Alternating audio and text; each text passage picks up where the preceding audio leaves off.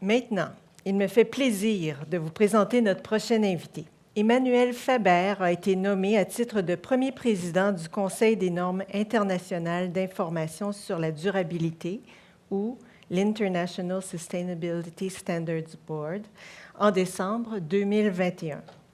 Malgré que M. Faber ne pouvait pas être physiquement présent avec nous aujourd'hui, il tenait à vous adresser la parole. Son propos introduira le prochain panel sur le sujet des ESG.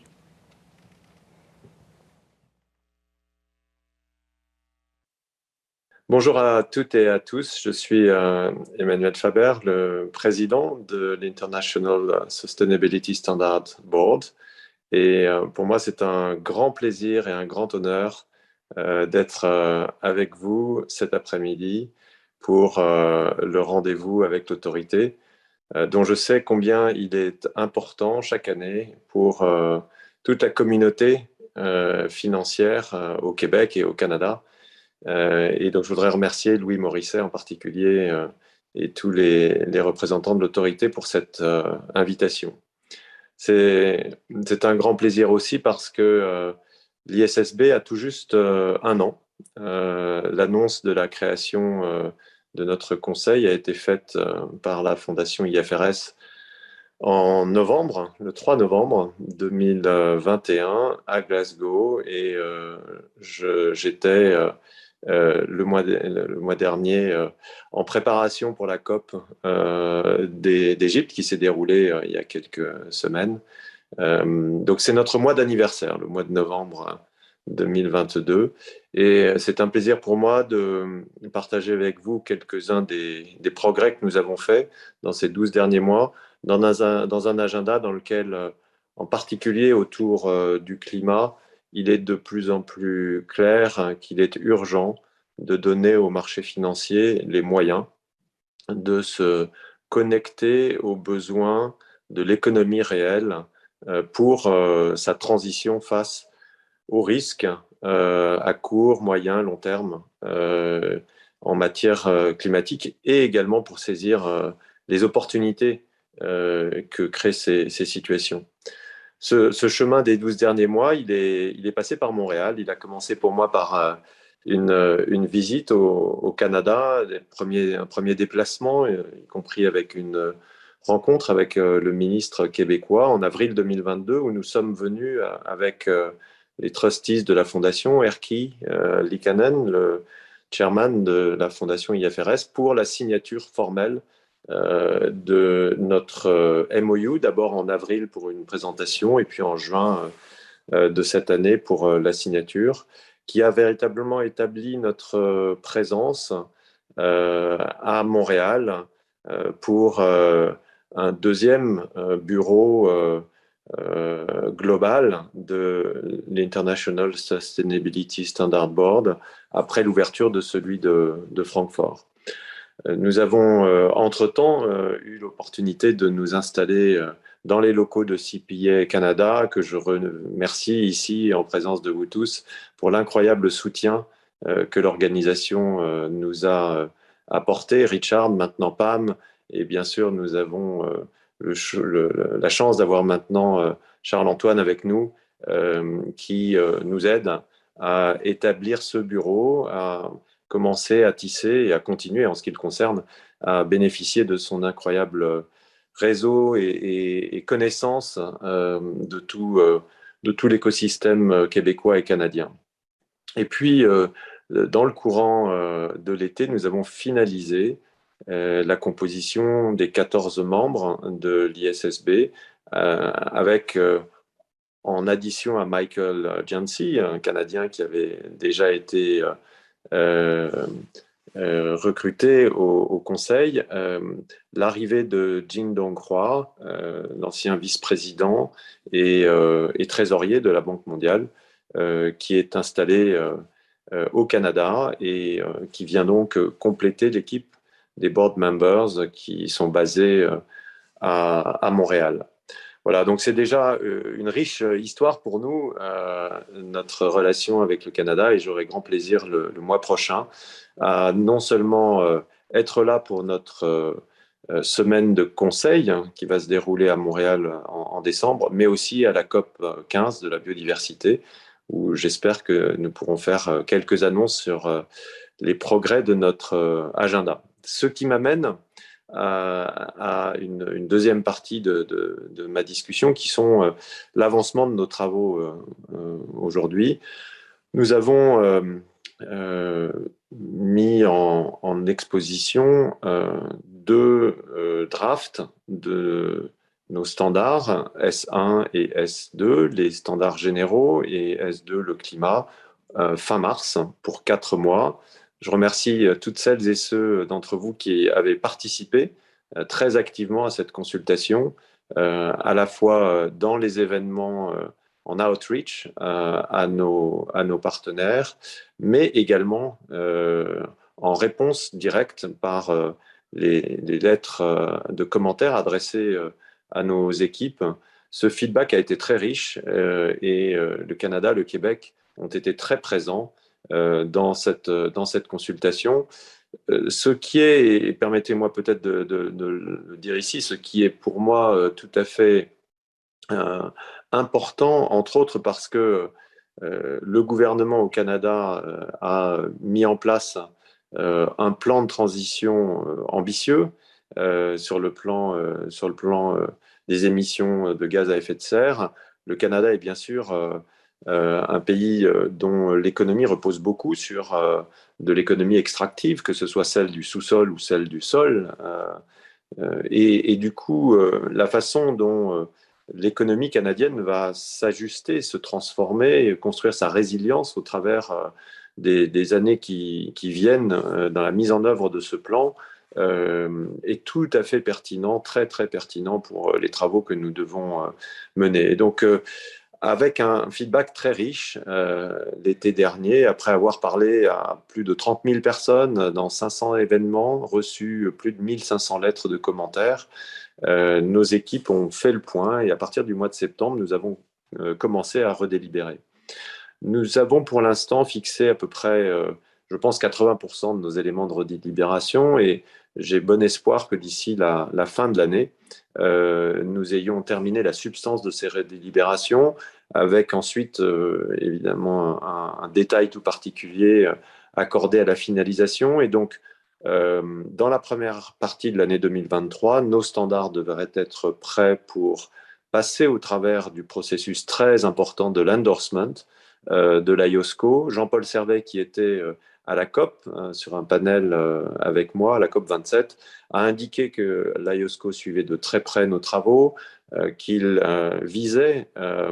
l'objectif que les entreprises puissent être préparées à utiliser nos standards pour leur cycle de reporting sur l'année 2024, ce qui indique assez clairement le timing dans lequel l'IOSCO souhaiterait pouvoir placer cet endorsement. En particulier et en parallèle, je pense qu'il y aura des mécanismes d'adoption anticipée. De nouveau, à la COP, par exemple, CDP, Carbon Disclosure Project, a annoncé que les 20 000 ou les 19 000 entreprises qui reportent dans la plateforme CDP utiliseront les données climat formatées par notre standard S2 à compter du cycle de reporting sur l'année 2024, donc en préparation de l'année prochaine. Ce qui veut dire que déjà la moitié de la capitalisation boursière mondiale, c'est 18 500 entreprises, d'une certaine façon, auront déjà embarqué des briques de nos standards. Et puis à la COP aussi, le Nigeria a annoncé sa décision d'être parmi les tout premiers à adopter nos standards, ce qui est, je trouve, extrêmement encourageant de voir un pays d'Afrique, la première économie africaine, le pays le plus peuplé de ce continent, qui décide, parce qu'il a perçu combien ces standards pouvaient aider l'économie nigériane à développer une résilience, à attirer des capitaux des marchés globaux financiers, des capitaux qui comprendraient la nécessité et qui auraient la patience aussi de s'inscrire dans une perspective de court, de moyen et de long terme. Donc le momentum est important. Je voudrais peut-être mentionner deux choses avant de conclure cette intervention. La première, et Louis Morisset me le partageait encore récemment dans un message, c'est que je voudrais remercier l'autorité de l'attention qu'elle porte à nos travaux. Déjà au mois d'avril, nous avions échangé non seulement au titre du Québec, mais également au titre de l'ensemble des autorités de marché canadiennes pour Louis Morisset et ses collègues. Nous avions échangé sur les travaux qui ont été menés en parallèle des nôtres, de consultation et de préfiguration par l'autorité de ce que pourraient être ces normes générales et les ambitions en matière de normalisation sur le climat. Avec cette particularité tout à fait intéressante du Canada, son intégration avec le marché financier américain et en même temps une culture très différente. Je ne peux pas qualifier d'européenne, bien entendu, mais avec cette culture très particulière. Et du coup, la surveillance conjointe et de près par l'autorité, à la fois de ce qui se passe en Europe et de ce qui se passe aux États-Unis. Alors, en ce qui concerne l'Europe, nous sommes en train, j'espère, d'arriver à un résultat aussi pragmatique que possible, par lequel nous partageons avec la Commission européenne l'objectif conjoint d'arriver à construire un cadre d'interopérabilité de nos standards avec les standards européens qui serait défini par une intersection précise à l'intérieur des ESRS de la dimension de la matérialité financière, à l'intérieur de la double matérialité, et à l'intérieur de laquelle nous sommes en train de, j'espère, finaliser les éléments de substance qui concernent le climat pour placer la plus grande partie des disclosures climat européennes dans cette intersection d'interopérabilité, ce qui permettra donc sur toute cette partie-là aux entreprises qui respecteraient cette table d'interopérabilité de ne pas avoir à dédoubler leur reporting quand elles souhaitent à la fois respecter les normes de l'ISSB et respecter les normes ESRS de l'Europe. Les travaux ont beaucoup avancé depuis 2 mois maintenant. Il reste encore beaucoup de choses à finaliser, mais nous sommes très focalisés sur cet effort, compte tenu de l'impact qu'il peut avoir pour non seulement 50 000 entreprises en Europe, mais bien sûr l'ensemble des entreprises sur les marchés des capitaux et pour les investisseurs dans leur capacité à comparer la performance et la situation de ces entreprises au regard des risques et des opportunités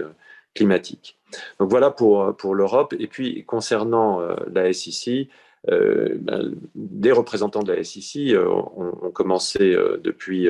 le mois de novembre, un peu plus tôt, à exprimer publiquement quelques-uns des points d'attention de leur redélibération, sans s'exprimer sur la substance, mais en particulier aussi en mentionnant l'existence de nos travaux